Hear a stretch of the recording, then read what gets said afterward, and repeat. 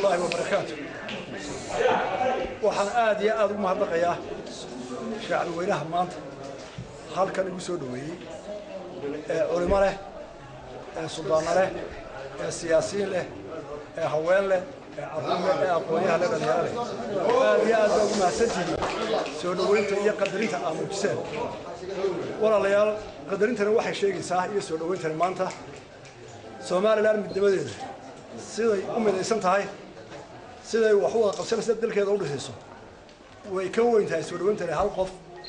waxay muujinaysaa dadkii aan soo maray ee qurba jooga ahaa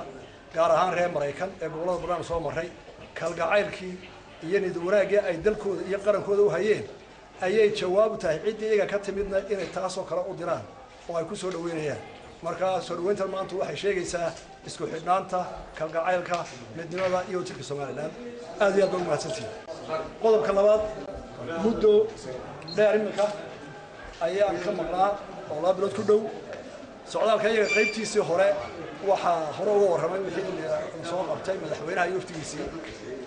anigu waxaan ka mid ahaa dadkii ku haray inay kala qayb galaan dalka qurba jooga dalalka qaar ka mid ah waxaana nasiib u helay inaan kala qayb galo reer Mareykan oo dal ballaaran ah shan sayidoo ka mid ah dowladaha Mareykan waxaanu iska aragnay iyo waxooda goordoon ka warrami doonaa way dheeraanaysaa waxaan sayid ka warramay oo dadkeena qurbaha jooga inay yihiin dad muwaadiniin ah dal jecel halgamaya oo waliba xaalad adag ku halgamaya nimco waliba nusqaanteeda leh dadkaasi waxay joogaan meel hore loogu maray dhaqaale ahaan aqoon ahaan iyo barwaaqo ahaanba laakiin waxay dhex joogaan ummad diintu ku yar tahay dhaqanka buuray waa meel dumarkuna qaawan yihiin raguna labisan yahay waa meel waxaan dhagahaynu maqlayn lagu xalaaleeyo taasay kula dagaalamayaan ummad iyo carruur iyo dadkooda oo ku ilaalinayaan inay ka dhigaan muwaadiniin Soomaaliland oo halkaana wax ku barto aqoonta ka barta halkaana wax u soo tara oo ku xidhnaada dadkaasi meelo badan bay noo qabaan meel fog bay ka soo baxeen carruurada agaagay oo halkan keenaan waxay u baahan yihiin in la soo dhaweeyo in la taakuleeyo in halkan kala galo inaguna halkan markii wada waan isqaanayo waxa la dhaqan celisiyo waa iyo ma aha waxa carruurtaas ku dhex nooshahay mawjad dhan oo diinteena iyo dhaqankeeda maaha markaasaa la soo qaaday koonaan mitir laga soo qaado si loo baro dhaqan taasaan ku dhaafi aad bay idin soo salaamayeen kalgacayl bay idin qabeen dalkooda u bariyosanayeen qodobka labaad arrimo badan bay soo fareen arrimo badan bay ka cabanayeen waxa koow ka ah markaynu ka hadlayno miidiyaha inaynu ka ilaalino dadka dibadda jooga wax ka dhaxeeya ereyada dhiifta leh ee xumaanta leh naxariga leh miidiyaha oo shaqo wanaagsan qabtoon ku bogaadinayno oo warkooda gaarsiya daafaha adduunyada imika marna ka bacdi walaal ku mahadsantiin haddana dadka dibadda waxa ka cabanayaan iyagu inagoo kala ma aha waxa la wixii xanaf lagu dhibaya in laga ilaaliyo waxay ka cabanayaan waxyaalo badan waxa ugu adkaa fariinta odayga soo fareen waa taariikhtu waa masiibay lagu soo kordhay dadka dibadda joogana xanuun badan bay ku haysaa innagana xanuunka way nagu haysaa taariikhtu waxa keenay waanu garanaynaa waa camal la'aanta waa dhaqaale xumada laakiin walaalayaal dhaqaale xumadu weligeed wuu jirtay dadkuna way ka dagaalami jireen bani aadamku marka ay col ku soo baxo balaaya ku soo baxdo wuxuu dhibsadaa bahal dab gaajo shaqo la'aan col markuu ku soo baxo qofka bani aadamkii saddex talaabo u furmad yeela mid waxa weeye inuu baqdo cararo oo garan waayo shari khayr wax la kulmaayo midna waa inuu isdhiibo oo masiibada la kulantay halkeeda isku dhiibo oo dadku baab oo ku dhinto saddexaadna waxa weeye inuu ka hortago oo iska caabiyo masiibada adduunyada waxa laga soo gudbay dhibaatooyinka oo dhan rag baa iska caabiyay ummadaha iyo ashkaas baa iska caabida inagu tusaale wanaagsan baynu haysanaa maanta waan dareemaynaa xarunka wiilka dhowriyata jirka ah ee jaamacad ka baxay ama dee aan jaamacad ka bixin ee u baahan inuu shaqeeyo waalidkii wax taro u baahan inuu reer dhisto ee aan laakiin shaqahay xanuunka leedahay waanu garanaynaa waalidkiina waanu garanaynaa waxaase ka sii xunaynu garanaynaa markaynu maqallo imsaas xarab runtii markaynu maqallo habla loo haystaa addoomo dalalka qaarkood oo ku xidhan markaynu maqallo intaasi doonyadu degay taasaa ka sii xanuun badan oo u baahan gurmad oo wada jira dadkaasina ay aad iyo aad uga damqanayeen dhalinyarada waanu dareemaynaa shaqa la'aantu xanuunka ay leedahay dadaallo waa jiraa dawlad iyo qaran midna waxba ma akhrinayo laakiin tabarteena maanta haddaba waxaa loo baahan yahay inay dhalinyarada weliba kuwa aqoonta leh jaamacadaha intuu naftiisa halligayo intuu waalidkii xanuun ku bedelayo intuu ka qurbaajo xanuun ku ridayo inaynu ka tashano war sidaynu waxaan uga baxnaa hal abuurka iyo urinta adduunyada waxa ka saara waa dhalinyarada aqoonyaha jaamacadaha innovation ka ama waxyaalaan cusub la ikhtiraacay dhan dhalinyarada sameysay ee nimanka isticmaala Google ku kamid dhalinyarada waxa wanaagsan ay ku fikiraan seen waxaan isaga cilnaa oo waxa waran tusaale xaaladdan oo kale soo saar korba dalka soo martay shaqo la'aanta waliba tuu xabad qoorta iskaga hayo oo qofka hadda kale waad ogtay rag baa u bareeray u faa kamid ahay maxamed abdul cali waa taqaana noloshiisa oo dhasto isugu fiiray waxa kamid rag aasana asaasay kaga dhawaaqay oo maanta saddex kamid ah hargeysa ku noolyihiin maxamed xaashi cilmi xasan ciise iyo cabdisalaam yuusuf waxa kamid rag iyagoo madax wasiir ah u bareeray ee yiri dadkayga iyo duliga ay ku jiraan ka saarana ee noloshooda ku dhameeyay madaxweynaha maanta kamid ah Siraayo waxa kamid ah Umar Arti waxa kamid ah Ismaaciil Calaam Khurbaska dal raacay soo madaxweynaha ka dagaalamay waxay u dagaalamayeen inay dalkan iyo dadkan wax ka soo saaraan ma aha dhalinyaradu inay ku niyad jabto markay waxyaabo dhibaato ka hortimaado oo ay dalkan haliyaan iyaguna ishaliyaan waa masiibo in laga tasho u baahan oo soo maqlay waa ta intaan maray ugu xoog badan laga lahado waa fariin qaranka Soomaaliland socota dawlad iyo shacab iyo aqoon waxaan ugu gudbayaa dawladaha jaarkanahay amaan iyo wanaag iyo wada shaqayn baan u haynaa Djibouti oo dalka quraab Soomaaliku hadda Soomaaliya oo Soomaalidu u tartay dhoognahay amaan iyo bogaadin baan u haynaa iyo wax wada wanaagsan dawladda Itoobiya madax iyo ra'iisul wasaarahooda abaal baynu u haynaa heelkii maalintii dhaweyto markuu barnaamijka iska hadlayay oo isu taagay caalamka oo dhan ee wali Soomaaliland cidii farsaartay shantaan saarayna waa heel iyo abaal aynu golaha Itoobiya oo nu hayno qaar hore way noo galeen waxaanu diyaar u nahay daris wanaag wada dhaqan iyo inaynu horumarka qaran ka wada shaqeyno geeska waxaan ugu gudbayaa Soomaaliya ninka la Xasan Sheekh shadowta wuxuu yiri Soomaaliland caadfada ka noqoto waa caadfada xir ninka maanta kismaayo xabad ku dhacayso ninka gaalka ay ka kala qoqoban tahay ninka ay garawo maanta isu coobalulayaan ninka ay baydhamay xudur ka kala xiran tahay ninka ay baar dheer iyo luuq isu gudbaynay ee isagana ay ku ilaalisa madaxtooyada ciidamada Afrika uga soo gudbay ee tala u leeyahay aan haynana loo soo qoro wuxuu ka hadlayaa waa meel ka dhac inuu maanta yiraahdo Soomaaliland waa caadfan waxa qaba shirka Soomaaliland shicibka uu xukumaa inaan taan la qabin waayo shicibka waxa naga dhaxeeya dal aynu hayr weyn ku kala qoqobanay oo aynu ku kala guuray waayo danteena shay weeyday laakiin waxaanu leenahay diin iyo dhaqan iyo dadnimo naga dhaxaysa jaar wanaagsan laba dawladood oo iskaashada oo istixgaliya wax soo qabteen xor ugu qara wuu dumay guriga dhisay mana dhismaayo mid loo gaarkiisu dhismaya shicibka waxaan leeyahay madaxda loo taliyay madaxtooyada fadhida ha fahmeen taas fahamsiya haddii kala xaalkeenu waxa weeye aanu kala oranay la qiyaamaha idin halkaas maraysa anaga lagu taanjiyaysaa walaaltaan ka weynaano waxaan ku soo koobayaa waxaan balinayaa ciyaaraha gobolada oo runtii maanta ayaan garoonkeenu qurux badnaan inamadeennu taagdaraadeen laakiin caalamka ku weyn wax weyn ka oo qarannimo weyn iyo midnimadeena ilaahay dadkii waxaan garjaa inay ka soo baxaan oo inaga soo bixi doonaan dhalinyaradeena qaar haliyay ah sida Cabdi Bileh ninkii loo jeedaa jaamac iyo Moy Farah rag caalamka guud ka soo bixi garoonka maanta loo ciyaarayo adkaysigeeda hal yeesho oo hal loo sabro waxaan bogaadinayaa media si wacan imika waan wada media waxa taramka dibadda loo baxo arooro suuxi marka tasteen arkiis joogto baad moodaysaa laakiin walaalayaal mas'uuliyad baa qaado dadka wax ka dhaxaya ka daaya waxaan bogaadinayaa dhammaan bulshadii maanta soo xilqaantay halkan timid isu keenkay aad iyo aad baan ugu mahadnaqayaa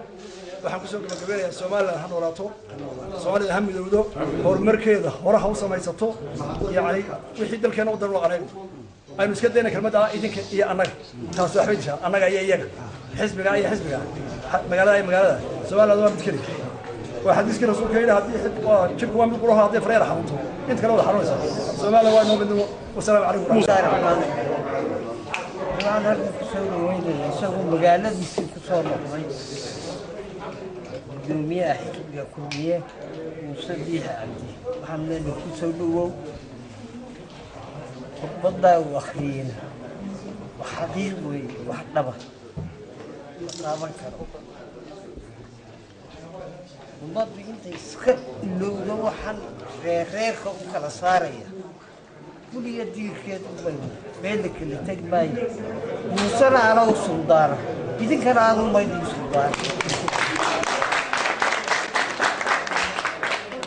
waxaan ku bogaadinayaa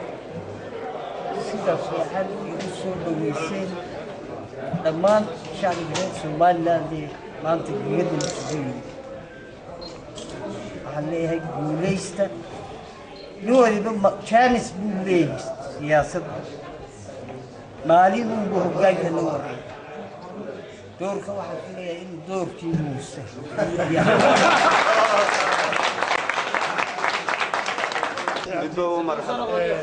سعودة كاغن يو سودوينت waxa ku soo beegmaya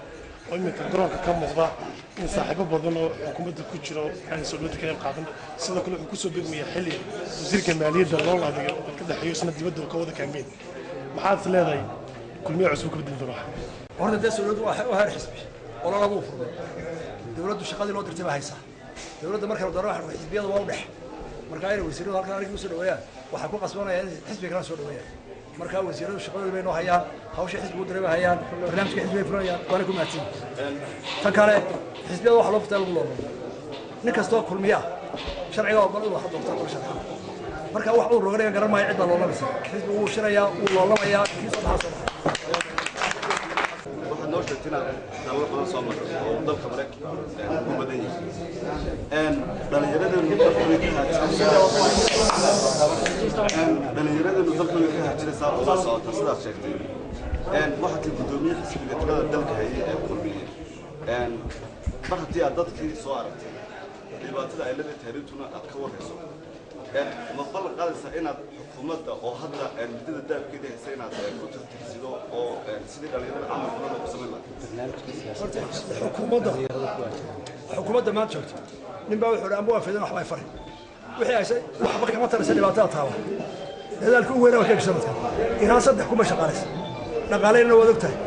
حتى واحد نقول عيوب رسالة عمرك هذيك الشغل سيسون وحب الله جاي مشارات سنة وحلو تريبا ولا شغلان تده مركز السلاح ضد إن بلا شغل قام marka dawladdu waxay weydo mooy waxba ka akrinayso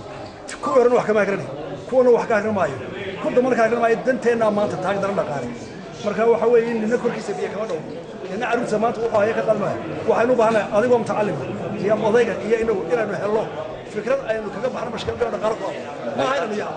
marka la eego xisbiga kulmiye xukuumaddiisa ka soo baxday guulo badan bay gaadhay marka la eego dadkii aaminsanaa siyaasadaha kale ama ha noqoto axmed saciid samatar ama kooxdii ah SSC maanta ku guulaysateen inaad keentaan haddana waxaan moodaa in guusha aad gaadheen xagga dambe ay ka xumaatay oo wasiiradii raggii aad ku magacowday xilalka SSC ka tirsanaa ay haddana dib u noqdeen arrintaas sidee haddana u tiigno horta bini aadmi مرة سياحة سوى مليون مرة خلاف آخر حين حكومة هي سياسة الوقت هي أي شيء فوق الله واحد ودانا عدل بس ولا ويسو وعدل بس فهمان أنا مو بين ما يكون غير لما كي أساسي أصلا ما يكون غير مو وحنا بقينا وسيرة دي هنا ولا شقيان هدي واحدة وشيء ترى ولا ضمينا يا ولا كل ميو هرمون الجنية دبال إيها قفعتان نبوه جنون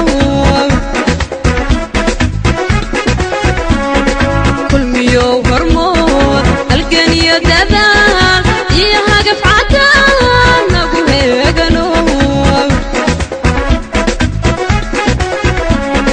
شعب لنا وهم غابا أبني دارا هرتاد تباها شعب لنا وهم غابا أبني دارا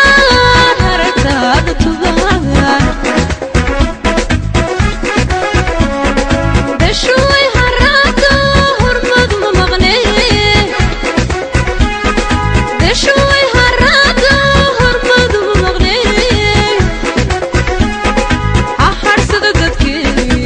أنور مرقانو أقوى سقها ليلي كل ميوم كل ميوم maanta sida weyn ugu soo dhaweeyay halkan waan ogahay in aad ilaa xalay iyo maalmo badan ku hawlanaydeen jazakumullah khayr aad iyo aad u mahadsantihiin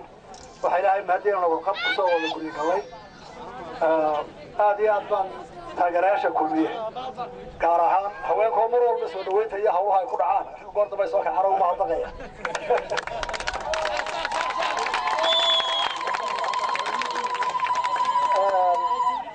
walaalayaal waxay maanta muujinaysaa xisbiga kulmiye iyo xisbinimadu waxay tahay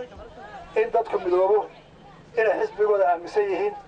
إن مارك كوح إيا قبيل إيا قبل إيا أنا نقولين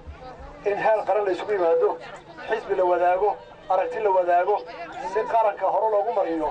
أو حزبنا لا أتكيو كما أنت متسابع كمده سو dhaweyntan waxay u socotaa maaha anigoo shakhsi ah waxay u socotaa oo karaameynaysa oo muureynaysa dhammaan dadka kulmiye iyo qaranka kamida kulmiye ugu horeeyo ee gobolada oo dhan ilaa ka u baryaaya ee baran jooga ilaa ka sayrac jooga iyo ka loo yacada jooga waa karaamo iyo qadarina tusteen maadaama xisbigii iyo go'aankiisa muureynaysa waxaynu muureynaa waa xilka iyo qarannimada ee qof ma aha taasina waxa weeytaan u baahannahay in dadku midoobo xisbiga isugu tago qabyaalada ka koro qof ka koro aynu ku tashano seebaynu dalkeena iyo ummadeena u horumarnaa dhibaatada ku baxnaa aad iyo aad baa mahadsantihiin dhalinyarada waxaan ka codsanayaa kulmiye mar walba isugood waxaan isfaraa waa inaynu noqonaa inagu tusaale dhalinyarada kulmiye iyo waayeelba waa inay naga bartaa wax wanaagsan qofka caytama qofka nabadgelyada waxyeela qofka dadka dhibaato u geystaa kulmiye maaha waayo kulmiye waxaynu ku heshiinay oo inoo mabdaa inaynu wanaag wax walba dhinaca wanaagsan iska taagno xataa haddii layna duquro oo laga gardarqaado kulmiye tahay dulqaad baa lagaa doonaya qofka kulmiye waanu ku fikiraa maxaa dadka u taraa maxaa jaarkayga taraa maxaa waalidkay u taraa maxaan ummadda u taraa waa inaanu ka fikirin anigu maxaan doonayaa aniga maxaa laga qabtaa waa intaa meel ku gaari mayno mabdaa kulmiye la isugu midna waxa weeye inaynu danta gudaha u fikirno inaynu nabadgelyada ilaalino in dhalinyarada akhlaaqda ilaalino inanka kulmiye ee dhalinyarada ee habeenkii dariiq istaaga ee dadka tuurtuura kulmiye maaha waxba iyo maanta xafiiska noogu imanay mar dad wax tuurtuurayso mar haddii habeenkii aanay gabarayda shaarkaagi kaa ammaan helayn oo habeenkii duwaanka loo soo dira aad goobayso kulmiye ma tihin taa heshiis kuma lihin kulmiye waa inuu noqdaa ninka nabadda ilaaliya xaafadiisa ilaaliya waa inuu noqdaa ardayga waxbarta ardayga xiisada u gooya ee saacadaha googooya kulmiye maaha ardayga kulmiye waa inuu keenaa waa inuu isku kalsaalo ka noqdaa kulmiye wuxuu dawladda u shaqeeya waa inuu saacado saxa shaqeeya waa inuu musaqa yareeyo waa inuu dadka nafsi ura hadduu googooyo hadduu hantiya dawladda boobo hadduu khiyaameeyo kulmiye maaha waa in mabdaynu ka heshiinay maakaas odayga caaqilka ama sultaankii waa inuu dadku racaaqu yahay waa inuu samaanta wadaa waa inaanu jiri u kala qaadin waa inaanu dembi u arkaayo sida dhacda aanu oran waanu ka dhaaranayna iyo annaga ma aha ee waa inuu dadku racaaqu yahay uu samaanta doonaa كذلك كان كحية حق قرية كل ما معها ويتابعون هذا الشيء هذه يدوم مع سنتين سأصير فكرة ويننا جزاكم الله خير والسلام عليكم ورحمة الله وبركاته كل يوم هرمون القنية